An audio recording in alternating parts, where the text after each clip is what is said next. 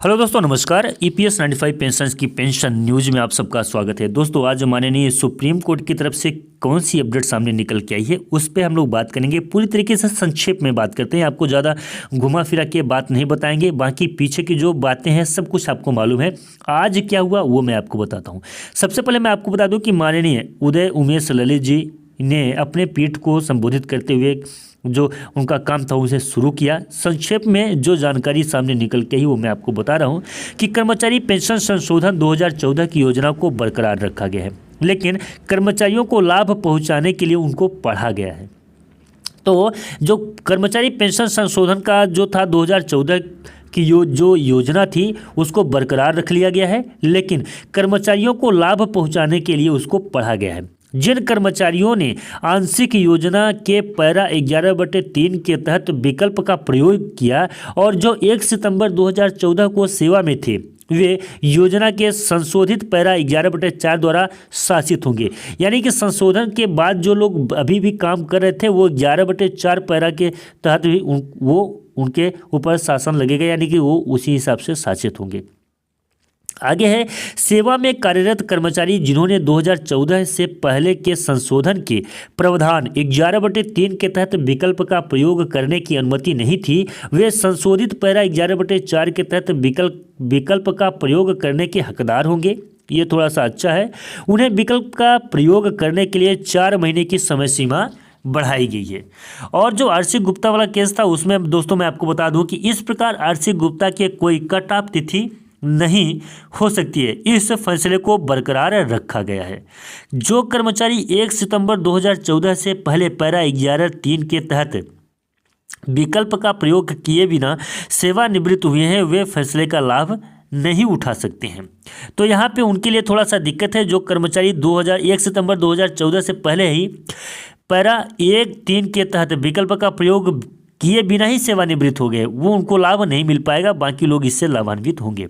Para 11/3 के तहत विकल्प का प्रयोग करने के बाद 1 सितंबर 2014 से पहले सेवानिवृत्त होने वाले कर्मचारी पूर्व संशोधन योजना द्वारा शासित होंगे।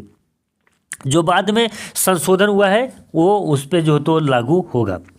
आगे, पेंशन की गणना के लिए 15,000 की सीमा को बरकरार रखा गया है। जो 15,000 की सीमा पहले लगती थी उसी प्रकार से 15,000 की सीमा अभी भी लगेगी। कर्मचारी भविष्य निधि संगठन ईपीएफओ द्वारा दायर अपीलों के एक बैच ने फैसला आया। केरल, राजस्थान और दिल्ली उच्च न्यायालयों ने 2014 कर्मचारी पेंशन संशोधन योजना को अलग करने के आदेश को चुनौती दी है। अधिकतम पेंशन योग्य वेतन को 6,500 से बढ़ाकर 15,000 करने के लिए 2014 में ईपीएस में संशोधन किया गया था। हालांकि इसके उन सदस्यों को बाहर कर दिया जिन्होंने 15,000 से ऊपर की कमाई की और सितंबर 2014 के बाद पूरी तरह से योजना से जुड़ गए। मौजूदा सदस्यों को सितंबर 2014 से 6 महीने के भीतर तय करना था कि क्या वे अनकैप्ड योगदान करने के विकल्प का प्रयोग करना चाहते हैं। इसके बाद संशोधन को विभिन्न उच्च न्यायालयों के समक्ष चुनौती दी गई, जिसमें शीर्ष अदालत के समक्ष अपीलों का वर्तमान बेंच चला गया। 2018 में केरल उच्च न्यायालय ने योजना में 2014 के संशोधन को रद्द करते हुए प्रतिमाह 15,000 रुपये की सीमा के ऊपर के वेतन के अनुपात में पेंशन का भुगतान करने की अनुमति दी थी। कोर्ट ने माना था कि पेंशन योजना में शामिल होने की कोई कट ऑफ तारीख नहीं हो सकती है। कर्मचारी भविष्य निधि संगठन द्वारा जारी की गई विभिन्न कार्यवाही याचिकाओं को उनके द्वारा दिए गए वास्तविक वेतन के आधार पर कर्मचारी पेंशन योजना में योगदान देने के लिए अन्य कर्मचारियों के साथ एक संयुक्त विकल्प का प्रयोग करने का अवसर देने से इनकार करती है। उच्च न्यायालय ने आयोजित किया था। माननीय सुप्रीम कोर्ट ने 2019 में उसी के खिलाफ ईपीएफओ की अपील को खारिज कर दिया था, लेकिन समीक्षा याचिका में बर्खास्तगी के आदेश को वापस ले लिया गया और मामले की एक खंडपीठ ने फिर से सुनवाई की। तो दोस्तों, ये रहा मुख्य रूप से जो संक्षेप में जानकारी मैंने आपको दिया। यह संक्षेप में जानकारी आपको कैसी लगी कमेंट में ज़रूर बताएं। ऐसा उम्मीद करता हूं कि आज के माननीय सुप्रीम कोर्ट में जो कुछ भी जानकारी सामने निकल के आई है पूरी तरीके से वो जानकारी आप तक पहुँच गई होगी। तो अगर जानकारी आप तक पहुँच गई हो तो प्लीज़ चैनल को सब्सक्राइब कर बेल की घंटी को भी प्रेस कर लें।